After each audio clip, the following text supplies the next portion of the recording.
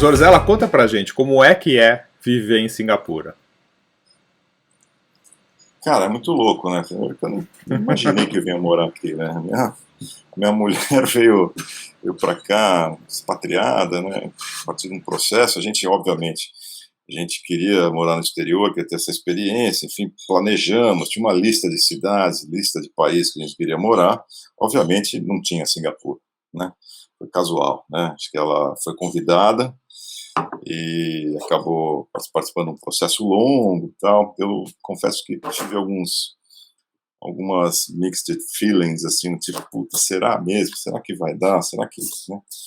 E deu, né? Aí acabou, entrou, cara, hoje olhando para trás foi muito rápido, mas na época parecia, né, um tempo longo pra cacete. Aí o que aconteceu foi que, cara, em 3 meses ela estava aqui, veio para cá. E eu vim depois, uns meses depois, 2 meses depois, final de ano, passamos férias aqui para conhecer, enfim, porque a ideia era eu mudar em fevereiro de 2020. Vim para cá, entre alguns processos de trabalho também, né? Voltei para o Brasil animadão, assim, bom, então, cara, acho que fevereiro, março eu tô aqui. Cara, aconteceu, sei lá, ninguém imaginava que ia ter uma pandemia, né? Então fiquei ainda 6 meses no Brasil esperando chegar. Mas estou dizendo tudo isso pelo seguinte, né? Porque o coração já estava aqui, né? A mulher estava aqui, já conhecia, já tinha definido que era aqui que eu ia morar. Faltava vir. Então o corpo chegou em setembro, né? E por essas, né? Já veio todo pronto, né? Ou seja, já sabia o que queria, já conhecia, né? Acho que o mais difícil era a residência e o círculo de amizades. Isso é uma coisa que, né, naturalmente aconteceu. Obviamente, quando eu cheguei em setembro, eu tive que servir ainda 14 dias de, eles chamam de stay home notification, que é uma quarentena dentro de um hotel. Fiquei 14 dias ali, fiz um teste de Covid para ser liberado. Então, no dia 15 de setembro, eu estava em casa. Agora, desde então, cara, só experiências maravilhosas, surpresas positivas, né? Conheci aí um país que, né, tem uma história riquíssima, né? Tem aí uma diversidade cultural gigantesca. Acho que é o portal da Ásia para o Ocidente, maior porto, né, da Ásia. A proximidade com a China também faz com que as grandes multinacionais estabeleçam assim, os seus headquarters aqui na Ásia, né? Então, qualquer multinacional está presente aqui em Singapura, assim como as agências, que aí é o meu círculo de competência, né? Falando um pouco da minha área. Então, o mais curioso foi assim que todo ocidental que está aqui já passou por essa situação que eu estou, né? Então, todos são muito assim, calorosos na recepção, né? São anfitriões, são super cuidadosos, querem dar conselhos e, né, ajudar, na verdade, né, quem está chegando, porque em algum momento eles já passaram por isso. Então, acho que é uma tradição, né, de quem está aqui, já passou por isso, já pela mesma fase, e hoje está ajudando esse próximo que está chegando, né? Faz parte. E essa tua experiência, assim, né, com os demais, por assim dizer, profissionais que trabalham em Singapura e que vêm de fora, né, para essa cidade-estado, o centro da Ásia, o maior porto da região, né, a proximidade aí com os outros países. Como é que é assim a idioma? O inglês resolve? Você fala um pouco de malásio, fala Não, chinês, tem uma barreira? Como é isso? é, a história de Singapura é uma dissidência malaia, né? Vamos dizer assim. É um país que virou uma colônia britânica em 1819 e assim foi até 1950, se não estou enganado, né? Teve aí uma invasão durante a Segunda Guerra Mundial pelo Japão, uns 3 anos, né? ficou aqui sob, né, governança japonesa, vamos chamar assim. Mas, enfim, né, por ter sido uma colônia britânica, né, o idioma oficial, quando a Singapura assim, se tornou independente em 1965, o idioma oficial é o inglês, né? Apesar de qualquer placa turística assim, ter 5 idiomas, né, hindu, japonês, chinês, malaio, inglês e, oh meu Deus, qual que é o outro? Talvez tailandês, talvez seja tailandês, mas enfim, confundo com o indonésio. Mas enfim, é uma cidade que é né, um caldeirão cultural, né? Ou seja, muitos imigrantes aí, principalmente, né, chineses, né? Acho que os nativos assim são descendentes da antiga Malaya, hoje Malásia, né? Muito europeu, né? Por conta, né, da colônia britânica, e Índia também, por ter sido também uma colônia britânica, né? É, muito indiano aqui na cidade. Agora, é uma loucura, né? Porque no supermercado tem gente de todo tipo, né? Todo tipo. Né? Por ser também um país, assim, território, vamos dizer assim, geografia, assim, limitada, são 700 mil quilômetros quadrados, né? Você cruza a cidade, sei lá, em 45 minutos. 36 quilômetros de costa a costa, né? A volta no país são 150 quilômetros, imagina. É uma viagem até Piracicaba, você faz o país inteiro, né? Você sair, né, de uma cidade como São Paulo, em meio à pandemia, né, para se estruturar num novo país que tem toda essa complexidade, né, que é multicultural e tudo mais, e para se desenvolver profissionalmente, novamente, é quase que um nascer de novo, né? Como se dá assim essas relações de retomar a vida num novo país, né? Como é que é o estudar, o trabalhar, o aprender, o família, como funciona? Olha, a minha experiência pessoal aqui tem sido, né, acho que única, né? Nunca imaginei que ia passar por isso, né? Ah, na minha meia-idade aqui, primeiro tomar uma decisão assim tão, né, assim, querendo me gabar, mas assim, de bravura, né? Assim, deixar meu país natal, né? Assim, um emprego onde eu estava lá há 5 anos para vir morar, né? Acompanhar minha mulher aqui num outro país, uma outra cultura, essa altura aí da minha vida, né? Teve muito preparo, né? Obviamente a língua, acho que foi a menor das barreiras, obviamente, eu falava inglês fluentemente, isso não era o problema, acho que esse não é o problema para quem vem para Singapura. Na questão aqui pessoal, era realmente o que você bem verbalizou, assim, é uma renascença, né? Acho que se o Covid, a pandemia, acelerou aí um, um novo normal, ou seja, a vida não será como a gente conhecia antes, até a pandemia, e alguns chamam isso de um grande reset, ou, né, um grande recomeço, eu estou chamando de uma grande renascença. No meu caso, é realmente, sabe, reaprender coisas, aprender coisas novas. Eu acho que tem uma questão também que me fez aí acelerar, foi realmente pesquisar sobre, não Singapura, mas a Ásia, né, porque Singapura em si é um grande hub, né?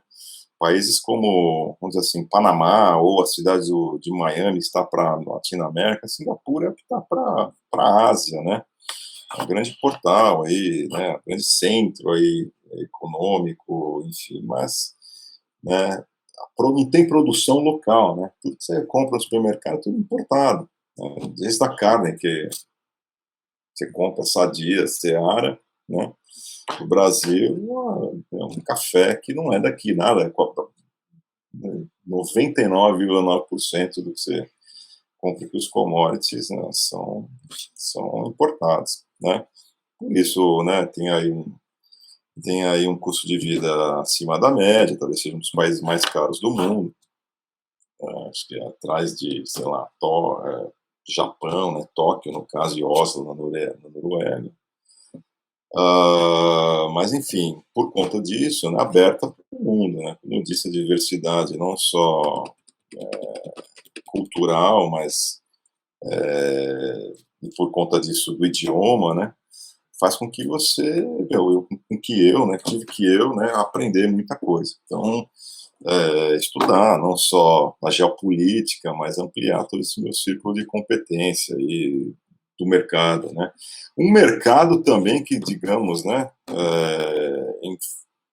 em franca ebulição, né, tremenda transição como a gente nunca viu, né, e acho que a economia de uma maneira geral. E acho que o que fez a gente vir para cá, de fato, e aquilo que a gente realmente se perguntar por que Singapura, por que a Ásia, cara, eu acredito piamente que o centro de gravidade da economia mundial é a Ásia, assim, nos próximos 5, 10 anos, né. Então, muita coisa vai mudar, assim, a nosso viés ocidental, né, a gente não consegue imaginar isso. Então, estando aqui, você começa a ver que é diferente, né, é diferente. Aquilo que a gente acompanhou no Brasil há 10 anos, né, do crescimento, do acesso ao digital, à internet, ao mobile, né, que a gente viu no Brasil, internet móvel, aqui é elevado à 10ª potência, né, porque isso tem transformado economicamente, né, os países, né, só para ter uma ideia, né, são 6 grandes regiões aqui, que eles chamam de APEC, né, incluindo a Austrália e Nova Zelândia, você tem da China, Japão, Índia, Coreia e o Sudeste Asiático, onde está Singapura. O Sudeste Asiático, você tem países como Tailândia, Malásia, Indonésia e Vietnã, com mais de 100 milhões de pessoas. E, assim, pessoas em situação, em classe econômica baixas, tão baixas quanto, né, a gente conhece no nosso Brasil. E, cara, 54% dessa população no Sudeste Asiático não tem conta bancária. O que está acontecendo é que hoje, um app como o Rappi ou o Uber no Brasil, né, aqui que são o Gojek e o Grab, são empresas, inclusive o Grab é uma startup de Singapura, né? Vou falar um pouco ali na frente um pouco sobre startup, mas o Grab é um que eles chamam de decacórnio, né? Uma empresa com valor aí de mercado de 10 bilhões de dólares. Assim, presente em todos esses países e incluindo, né, digitalmente essas pessoas. Essas pessoas começaram a fazer entrega, né, de comida, começaram a dirigir, ou seja, né, seus carros, assim como, né, private hiring, que são os Uber, né, que a gente conhece no Brasil. Cara, isso começou a mudar a vida das pessoas. As pessoas começaram a usar o app não somente para poder receber, mas como foi a educação financeira, né? Porque eles não têm banco, não têm conta bancária, né? Então, por isso também acelerou-se as fintechs, né?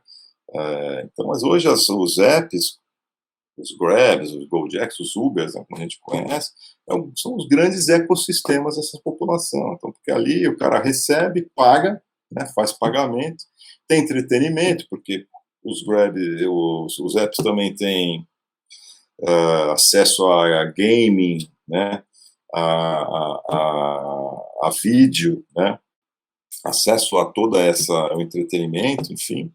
Então, cara, a vida do cara está em torno do Grab. O Grab possibilitou, né, a inclusão, né, dessas pessoas aí economicamente, né, não é nem digitalmente, é economicamente. Nós estamos vivendo, então, assim, por exemplo, o Vietnã tem 100 milhões de pessoas, a Indonésia tem mais de 200, 260, se eu não me engano, enfim, 300 talvez, né. Os países enormes, gigantescos, né? Então qualquer coisa que se faça aqui, né, é muito rápida, né, o payback, né. Então, a Índia é um país de 1,2 bilhão de pessoas, né, uma loucura. Então, assim, não é à toa que a previsão é de que em 10 anos a centro de gravidade econômico seja aqui na Ásia. Então viver isso aqui acho que foi a grande razão, né, pela qual a gente tomou essa decisão, né, e vir para cá, tá 11 horas, né, de fuso horário do Brasil, 27 horas de viagem, durante a pandemia nem podendo viajar, enfim. Mas, cara, tem sido, assim, uma super lição de vida, assim. Assim, meus dias aqui, eles têm, assim, eu faço valer, né. Primeiro, acho que o que a pandemia me trouxe, falando um pouco da renascença, é essa vontade aí, essa curiosidade aguçada, essa vontade de nunca parar de aprender, né. E acho que estando morando num país que te obriga a conhecer novas culturas, idiomas, questões, né, geopolíticas, econômicas, né, acelera muito mais esse conhecimento, né? Acelera a quantidade de conhecimento, a forma como você processa e como você utiliza isso. E, obviamente, né, não só isso, não só na teoria, né, na prática, acabou aí, acabei que comecei a prestar consultoria para empresas no Brasil com vontade de expandir seus negócios aqui para a Ásia, né, startups no Brasil buscando investidor também na Ásia, empresas na Ásia querendo investir no Brasil. Então, assim, estou fazendo um papel que eu nem imaginava quando entrei no avião e vim para cá. Então, assim, isso tudo acabou me conhecendo os expatriados, ou ampliando esse meu ciclo de competência, aí, acabei me deparando com novos desafios, mas com a grande alegria de trabalhar na minha área em coisas que putz, eu nem imaginava que um dia isso ia acontecer, né? Então, dando nome aí aos projetos, a Global Data Bank, que é uma empresa brasileira, ampliando aí internacionalmente, Europa foco primário em Europa e Estados Unidos, mas já me contratou para ajudá-los aqui na chegada deles na Ásia, né? Então, assim, já tenho uma agenda aí com agências e anunciantes aqui na Ásia para poder descarregar esses projetos que estão aí para acontecer da Global Data Bank. Enfim, muita coisa rolando. Muito bom. Essa tua consideração sobre oportunidades, né, um mercado tão gigantesco, né, e o Brasil, que é um país que não tem muitas multinacionais, né, é um país também muito grande, 200 e poucos milhões de habitantes, e acabou tendo a oportunidade de gerar muitas empresas. Você tem um parque instalado aí com quase todas as montadoras de automóveis no país, mas não existe uma marca brasileira, né, de automóveis para o Brasil e para o mundo. Como é que você está enxergando isso, esse movimento dos brasileiros querendo ir para a Ásia, o potencial de mercado, né, as tuas recomendações, como é que são as startups aí, como é que são os apoios, né, as contribuições, né, e as oportunidades que o governo tem junto às startups? Quais são as grandes oportunidades do teu ponto de vista? Olha, Maurício, como eu citei aí, Seara, Sadia, né, algumas outras alimentos, assim, de uma maneira geral, o Brasil está de alguma forma representado. Agora, você tem a Natura, que é um gigante, que uma hora vai chegar aqui, né?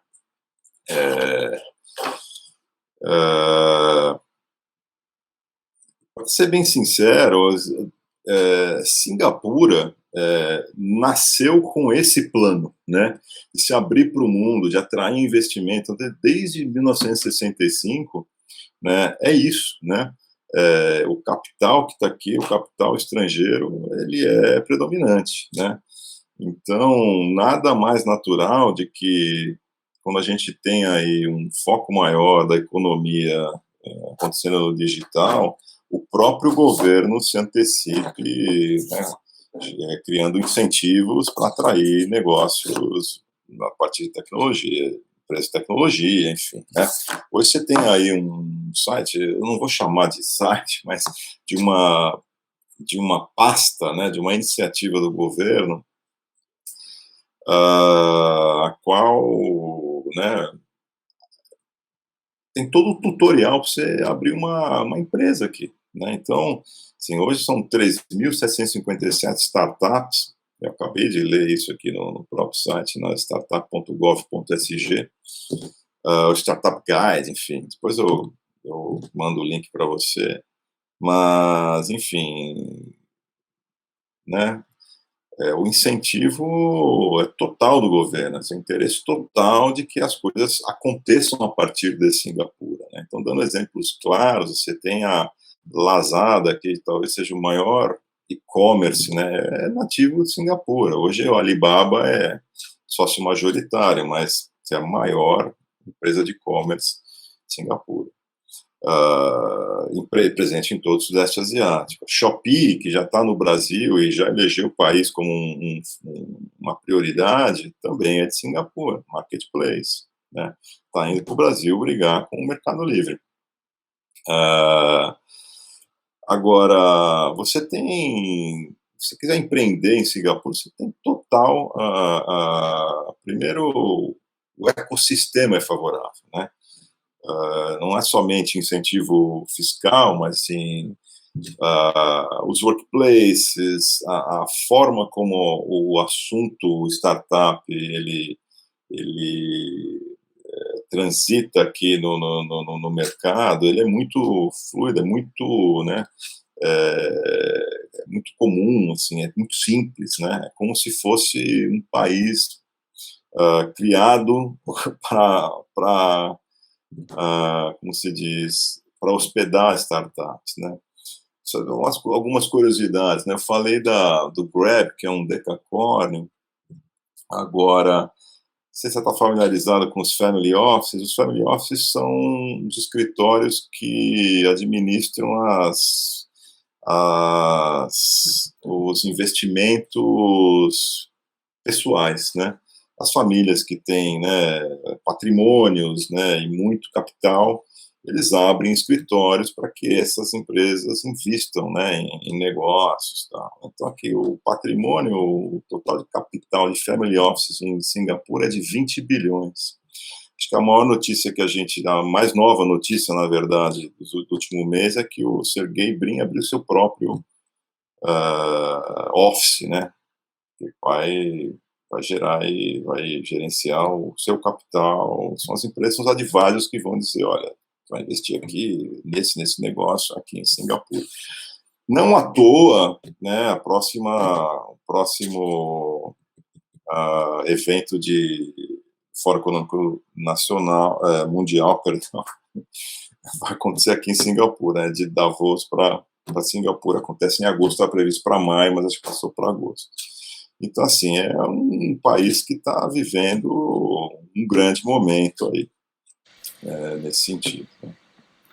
E E, por conta disso, o nosso mercado, né, enfim, comunicação, marketing, as martechs todas estão, né, aqui em ebulição. não, e certamente a Global Data Bank vai ter muito sucesso aí contigo, é uma oportunidade incrível, né? Com milhões de pessoas e de oportunidades, numa região bem central, bem estratégica para a dominância na Ásia, né? E multicultural, com idioma inglês, tem uma série de facilidades. Mas falando que é multicultural, que a região, né, é pequena, que quase tudo é importado, que está na beira do oceano, como é que é a gastronomia aí, né? Como é que vocês aproveitam e desfrutam disso tudo? Quais são as principais diferenças entre Brasil e essa região? Cara, tem uma cultura que, bom, primeiro que, né, aqui se come de tudo e gastronomia de altíssimo nível, né? Acho que não tem nada de que, né, não falta nada do que teria aí, vamos dizer assim, nas grandes capitais do mundo, né? Incluindo aí São Paulo. Mas tem uma cultura aqui dos hawker centers, né? Que, inclusive, há pouco tempo, foi incluída aí como Patrimônio da Humanidade pela Unesco. Né? O que são os hawker centers? Primeiro que a cidade foi toda planejada, né? Então, assim, aquele projeto Singapura que o Maluf, né, inaugurou há umas 4 décadas atrás, inspirada no que é o urbanismo, né, de Singapura, nessa cidade aqui, contava com os grandes, né, HBDs, que são, né, os condomínios do governo, né, onde as pessoas todas têm suas próprias casas, onde o governo cede, né, e perto a cada região você tem uma quantidade desses condomínios, e os hawker centers, que são os food centers, né, aonde são, né, oferecidos todos o tipo de comida desses países, né? Então, assim, Little India, que é um bairro aqui né, aqui em Singapura, você tem ali os condomínios onde predominantemente estão os indianos, os imigrantes indianos, né? E o Hawker Center tem ali todos né, vou chamar de barraquinhas por falta de uma palavra correta em português, mas os stalls, né, onde serve, cara, comida, né, de todas as regiões da Índia, todas as comidas possíveis, né? Então é um lugar, cara, que você entra numa fila ali, pega uma comida, né, super barato, super simples, super bem feito, limpo, senta ali como se fosse né, uma área gastronômica de um shopping center, assim, nas cadeirinhas, nas mesinhas, né, e você tem acesso a toda a comida da região. Então, cara, você tem hawker center, comida coreana, comida japonesa, indiana, indonésia, tailandesa, malasiana, tudo, né? Então, também dividido aí por, né, em cada bairro, né,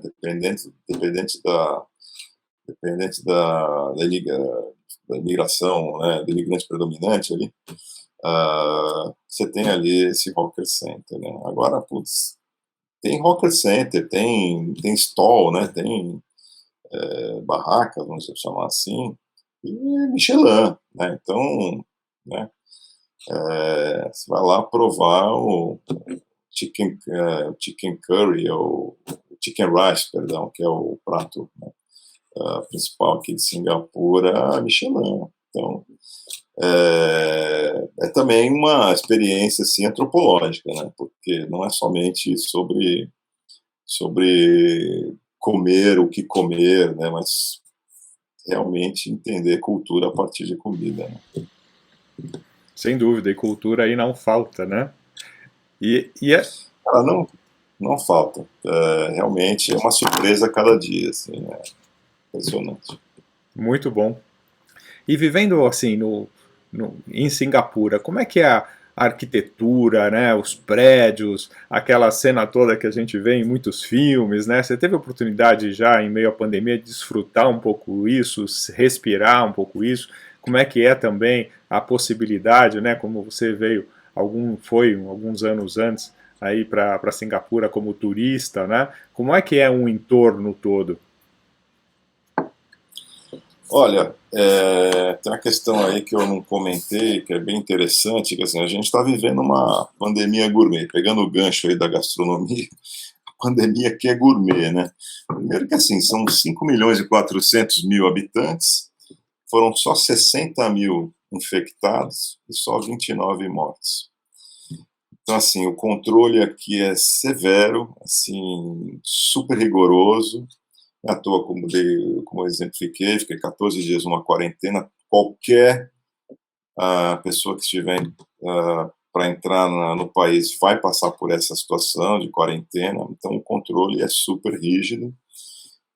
Qualquer lugar que você vá, você precisa fazer um check-in com o app do governo, né, para poder fazer o tracking, né, para poder controlar, porque se por um acaso alguma pessoa, porventura, estiver contaminada naquele dia no lugar que você teve, você é avisado e fica aí, então, sob, né, sobre aviso aí, enfim, né, com relação ao Covid e tal. Agora, tudo funciona, está tudo aberto, escolas funcionando desde julho, perdão, agosto, né, quando voltaram as aulas. Supermercado, shopping center, tem muito shopping center aqui, então praticamente cada bairro tem um quarteirão de shopping centers, assim, é uma loucura. Tudo está tudo funcionando, obviamente tem restrições, né? Acho que qualquer evento aí, né, não tem aglomeração, tal, mas o cinema, fomos no cinema, né, no começo do ano,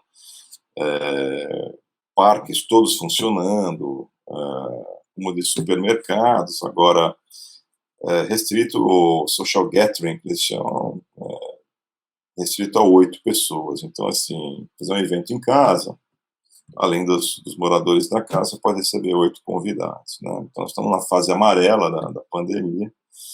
Agora, um controle super rígido. Então, assim, faço de tudo. Vou à piscina, ando de bicicleta, vou à praia, enfim, não tem restrição alguma, né, a esse tipo de atividade. Sobre arquitetura, é muito curioso, né? Primeiro porque, assim, a cidade prioritariamente ela foi planejada para as pessoas que aqui estavam morando, né? Pós-guerra, então, por isso desses condomínios, né, do governo, por isso das divisões aí, e o acesso às escolas e aos food centers também divididos aí por bairro, quantidade por bairros, enfim, né? Agora, o real estate aqui é um absurdo, né? Primeiro que, puta, quem não mora aqui não vai comprar um apartamento aqui, né? Primeiro que o governo, ele financia pro residente, né, pro residente permanente ou né, pro nativo e tal,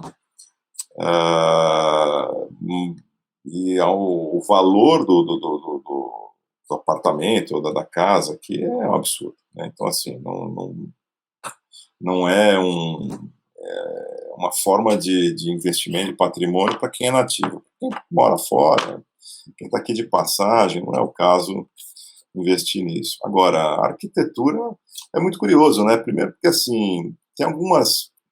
Singapura é muito conhecido pelas suas regras, né? As regras bem severas, né? E as suas penalidades por conta das regras, né?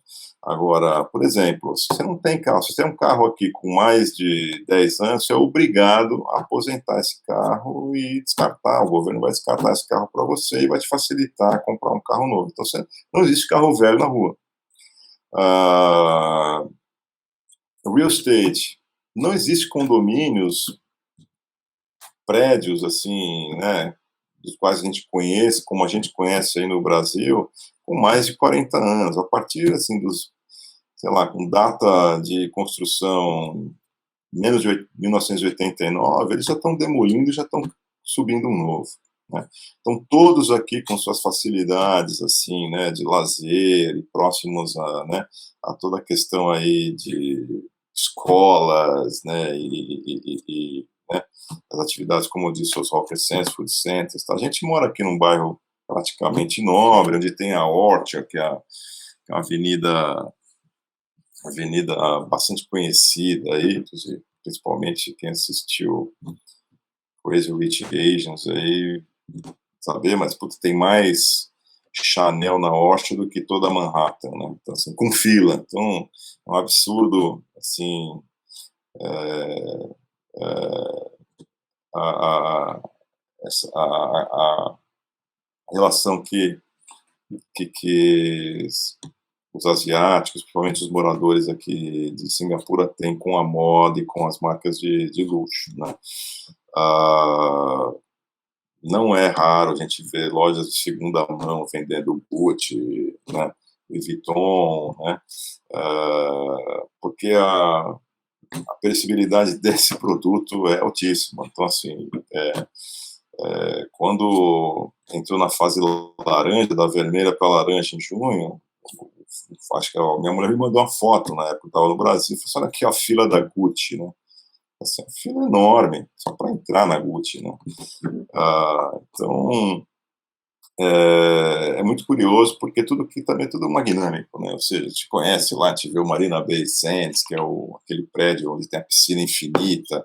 Agora, acho que o sabor do mês é a loja da Apple flutuante, né? No meio da Bahia ali, da Marina também, em formato, né, circular, a bola, né? Ou seja, tudo é maior que a vida aqui, né? Como se costuma dizer em inglês, larger than life, né? Então, assim, é uma mistura de, vamos dizer assim, condomínios que a gente julga ser muito simples, assim, os padrões brasileiros, no meio de riqueza e, né, construções, assim, apoteóticas, assim, uma coisa muito, como se fala, como se fala assim, esqueci a palavra até em português, mas é dispare, né? Ou seja, aqui é a maior densidade de bilionário, né, por metro quadrado, né? Tem mais bilionário em Singapura do que para o lado do mundo. Então, não é raro, assim, na nossa garagem aqui tem 2 Ferrari, tem Aston Martin, então os carros que você nunca imaginou que você ia ver na sua vida, né? Esse é meu vizinho. E daqui a alguns anos vão ter que descartar aí pelo governo, né? Mas vão ter um auxílio também Pois para é, comprar um novo. tem, total. Diga uma coisa, Zorzela, você já foi nessa piscina de borda infinita ou ainda não? Cara, eu não fui, mas eu não fui por uma razão que o dia que a gente escolheu para ir, a gente não estava morando aqui, eu não estava morando aqui, a gente foi como turista ainda, e estava lotado, e estava um dia nublado, então não era um dia legal. Então a gente, né, acabou não indo, mas a gente acabou vindo morar num prédio que tem uma piscina infinita, obviamente não com aquela vista, mas tem, né? Tem um visual bastante interessante. Infelizmente, durante a pandemia, muita coisa, a gente tentou fazer o staycation, né, que é, enfim, né, ficar um dia lá no hotel tal para poder, mas aí a gente descobriu que só pode usar a piscina por 1 hora, né? Então, como é que é brasileiro, né? Para fazer valer todo investimento, vai ficar 1 hora na piscina, né? Então, se desistiu. Boa. E o tempo aí? Como é que é o tempo? Assim, como é que são as estações do ano? Cara, tem uma piada que a gente fazia quando voltava de Miami, né? Miami tem 2 estações, falava isso em inglês, obviamente, que é Summer and Hell, né? Ou seja, verano e inferno, né? E aqui é praticamente a mesma coisa. Se pegar o Google Maps, ou o Google Earth, ou mesmo um globo, você vai traçar uma reta assim, a Singapura está na mesma linha de Manaus. Então, assim, baixo Equador ali, quase na linha do Equador. Então, assim, a média da temperatura é 30 graus. Obviamente, o inverno aqui é dezembro, né? Dezembro, março, tal, mas aqui é um período que chove mais, assim como é, né, em Manaus, como é no norte do Brasil, como a gente conhece, mas é um calor de 28, 30 graus, né?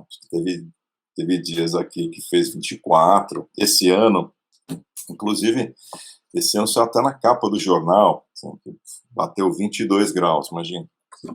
22 graus, capa do jornal, né? Curioso, porque quando eu cheguei aqui estava muito quente, né? Era final de outono, né? Setembro, final de verão, né? Então estava muito quente. E aí quando entrou o outono e inverno, poxa, acho que eu já estou me acostumando, né? Porque 28 graus, pô, em São Paulo eu não aguentava, né? Não tinha a menor, né, condição de aguentar andar na rua ali onde eu morava ali, pô, andar pela Vila Madalena na hora do almoço, calor, verão, absurdo, né? Obviamente aqui é uma cidade totalmente preparada para isso, né? Com ar-condicionado em tudo, praticamente em tudo. Essa rua, essa Avenida Orça que eu disse, tem, os shoppings são subterrâneos, né? Você entra num shopping, num, num ponto, sai 5 quarteirões lá na frente, né? Tudo subterrâneo com ar-condicionado. Então, é curioso porque, de fato, primeiro tem aquele clima de ilha, né? Ou seja, super tropical, a brisa do mar, aquela coisa toda, super úmido. Agora, é 30 graus flat, né? O que diferencia uma estação da outra é a chuva, né? Então, estamos entrando agora na primavera e, cara, de uma semana para cá, pulou de 28 para 30 e já faz uma diferença enorme. E Zozela, como é que é a relação, assim, com a família, com o Brasil? É, Singapura é um lugar para se aposentar? É uma transição? Como é que você enxerga isso, assim, com esse olhar do brasileiro? Olha, tem algumas restrições para pensar em aposentadoria, né? Posso falar por mim, obviamente, mas de alguma maneira, assim, nosso visto de trabalho está relacionado. Nosso visto, na verdade, nossa permanência é relacionada ao visto de trabalho, né? Enquanto tiver trabalho, a gente está ficando aí. Obviamente que uma aposentadoria requer aí um investimento né, patrimônio na cidade, enfim, capital, dependendo do capital. Sinceramente, não acho que seja algo que vai acontecer em 5, 10 anos aí, né, vai mudar a minha opinião sobre. Geralmente, né, os westerns, como somos chamados aqui, o Angmo, né, que é o gringo, né, eu achei que ia ser chamado de gringo assim, mas é aqui, mas eu sou chamado de Angmo. É, na verdade, é uma relação né, curta, de passagem, né? Quando eu digo curta, na verdade as pessoas vêm para passar 2 anos, acabam ficando 5, 7, né, mas sempre voltam para casa, né. Relação com o Brasil, ó, tem uma questão muito particular, né, eu vim para cá, mas tenho filhos no Brasil, então a minha vida aqui, eu tive que me habituar totalmente a uma questão aí, uma nova rotina, na verdade. O que significa, cara, acordar muito cedo para falar com eles. A gente fala praticamente todo dia, 2 vezes por dia. Então, falo com eles às 6h30, 7 da manhã e 6h30, 5h30, perdão, 6 da tarde, 6h30 da tarde aqui, que lá é o horário que eles estão indo lá para a escola, vamos chamar assim, né? Então é uma outra rotina. Então, a gente criei aí artifícios para estar perto deles, eles são crianças, então, puta, a gente joga o PlayStation, né, a gente tem lá o Minecraft, o nosso mundo que a gente entra, a gente joga. Eu tenho o meu filho de 8 anos toca guitarra, então eu faço muito vídeo, né, tocando baixo aqui, mando para ele tocar lá, então é uma forma dele poder tocar comigo, né, porque infelizmente não dá para fazer isso por Zoom, não dá para fazer isso por chamada, né? Porque tem um delay e tal. Então eu mando os vídeos para ele toca, a gente troca essa ideia e tal. Saudade enorme, obviamente, né? Nunca fiquei tão longe deles, né? 6 meses. Agora, a ideia é que eles venham para cá, passem um tempo comigo, venham visitar e que eu vá para lá também. Isso também depende também da relação aí, da questão da vacina, da questão né, não só da vacina, né, na verdade, da política aí de viagem e né, de entrada no país, né, acho que isso aqui prevalece, né, só a vacina não vai resolver essa questão. Cara, adorei, o papo incrível, acho que vai ajudar muita gente que está em situação parecida, né? Ou que pretende estar em situação parecida. Não sei se tem mais alguma coisa que você gostaria de adicionar, ou que você não tenha falado, que vale muito a pena, ou se cobrimos tudo.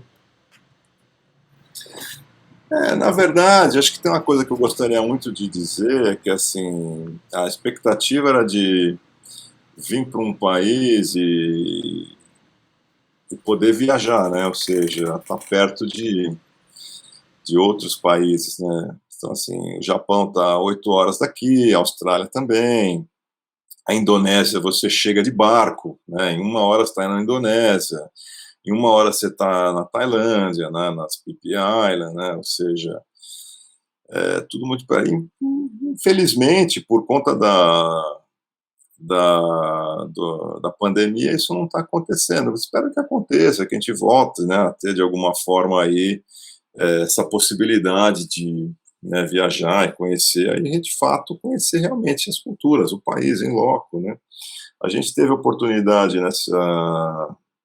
quando chegamos aqui, quando eu estive aqui em dezembro, janeiro de 2019, dezembro de 2019, janeiro de 2020, a gente foi assim, cara, visitamos 2 países, ou 2 outros países, né, em 1 semana. Então fomos para a Indonésia de barco, imagina, ficamos lá, umas ilhas aqui na frente, as ilhas particulares, né, um resort, puta, maravilhoso. Né, passamos Ano Novo na Tailândia, você pega um avião, 1 hora você está lá, né, tudo muito rápido, né.